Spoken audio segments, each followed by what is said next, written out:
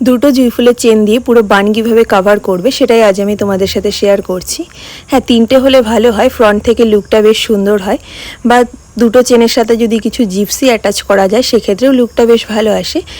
But এখানে আমার client যেহেতু দুটো চেনই এনেছে, সেটা দিয়ে আমি কভার করছি। দুটো চেন দিয়ে খুব ভালোভাবেই কভার হয়ে যায়, সেটাই আমি করছি। প্রথমে আমি একটা নর্মাল বান ক্রিয়েট করে নিয়েছি, এরপর আমি এক সাইড থেকে শুরু করে তার অপোজিট সাইডে ইউপিন দিয়ে লক করে নিচ্ছি পরপর। মিডিল থেকে শুরু করা যায়, বাট মিডিল থেকে শুরু করলে অনেক সময় মাঝে গিয়ে শেষ হয়ে যায়। সেক্ষেত্রে তোমরা সাইড থেকে করে দেখতে পারো, এভাবেই অনেকটা সুবিধা হয়। আর ইউপিনও আমাদের কম লাগে।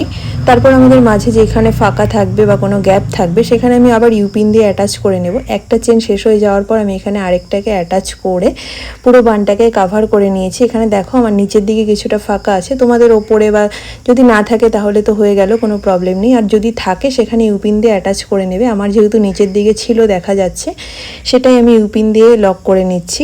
আর যদি কোনো সাইডে উঁচু বা নিচু থাকে সেখানেও তোমরা ইউপিন দিয়ে অ্যাটাচ করে নিতে পারো।